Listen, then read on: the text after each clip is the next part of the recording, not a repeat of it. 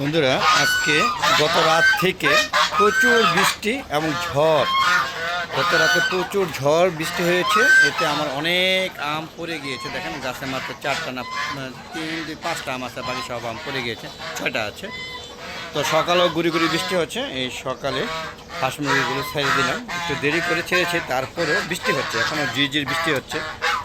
আসসালামু আলাইকুম ওয়া রাহমাতুল্লাহি ওয়া বারাকাতুহু। আলাদা গ্রুপ পক্ষ থেকে সাত বাগানের সবাইকে স্বাগতম। বন্ধুরা বেশ কিছুদিন তাপদাহ থাকার পরে অবশেষে ঝড় বৃষ্টি হচ্ছে এবং আকাশ আবহাওয়া ঠান্ডা হয়ে শীতল হয়ে গিয়েছে এবং এখন বলতে পারি যে বেশ ঠান্ডা। হাঁস মুরগিগুলো বেশ আনন্দে আছে।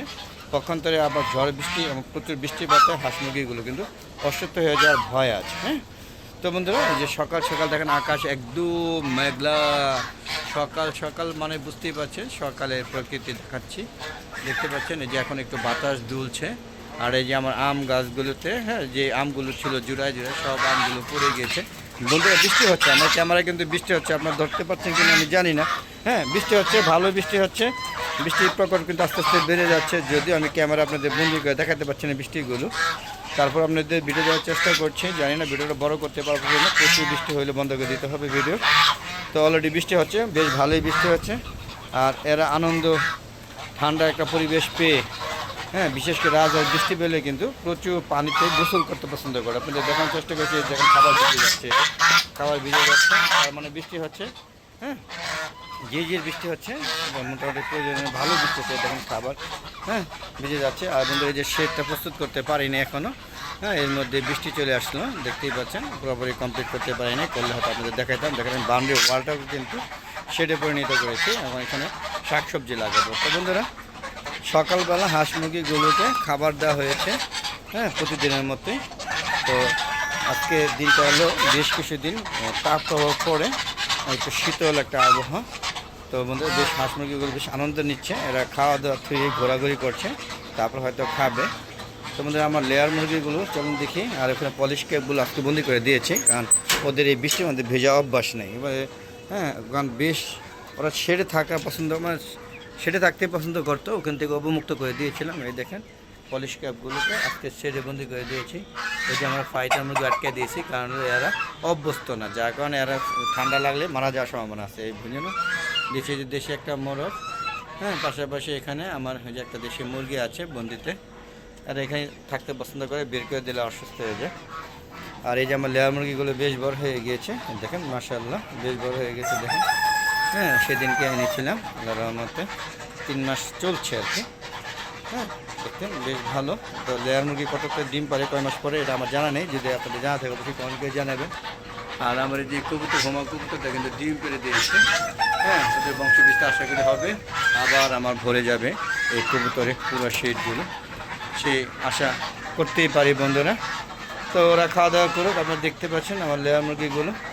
আমি খুললে ওরা দৌড় দিবে অবশ্যই। আপনাদের এখানে যে দেখেন কত বড় হয়ে গেছে, দেখেন সেদিনকে আনলাম, দেখেন এই দেখেন কত সুন্দর, বেশ বড় হয়ে গেছে। যখন আনছিলাম তখন কীরকম লাল ছিল না, এখন লাল আকার ধারণ করেছে। তো বন্ধুরা বেরিয়ে দেয় যে কোথাও খাবার দিয়েছে, কোথাও এখনও খাওয়া নামেনি, তার মানে বুঝতেই পারছেন। এই যে দেখুন শৌখিন মোরগটা বেশ আরাম নিয়ে আরাম করে খাচ্ছে। এই দেখেন বন্ধুরা এটা একটা শৌখিন মোরগ, এটা বয়স কিন্তু বেশ ভালো। এই বাপ চাচা দাদা দাদি বাপ চাচা বা ভাই বোন বা প্রতিবেশী সব মারা গিয়েছে, কেউ বেঁচে নেই, ও বেঁচে আছে এখনও, বেশ ভালোভাবে বেঁচে আছে আল্লাহর রহমতে। আর এই যে দেখুন হাঁস মুরগিগুলো ওই যে ময়লা পানি বা ছাদটা ভিজে গিয়েছে, এখানে যে কাদা জমে আছে ওইগুলো ওরা ওই যে খাচ্ছে, দেখেন এরা খাচ্ছে। বিশেষ করে চীনা হাঁস কিন্তু পানি পছন্দ করে না, রাজহাঁস প্রচুর পানি পছন্দ করে, বৃষ্টি পেলে পানিতে বেশ আনন্দ নিয়ে থাকে। আর দেখেন সকালে খাবার এরা খাচ্ছে না, এরা কিন্তু কালকে সুন্দর পরিবেশ ছিল, তাপ প্রবাহ ছিল, আজকে আবার মারাত্মক নেমে গিয়েছে, বেশ ঠান্ডা অনুভব হচ্ছে। এই যে রাজহাঁস খাচ্ছে। আর আমার মোবাইলে কিন্তু বৃষ্টি দেখাতে পারছি না, যেন বৃষ্টি হচ্ছে, দেখেন এরা বেশ আনন্দ করছে, এই যে বৃষ্টি হচ্ছে। আর এই যে এরা বিভিন্ন ধরনের ডান্স করছে, দেখেন বন্ধুরা বিভিন্ন ধরনের ডান্স করছে।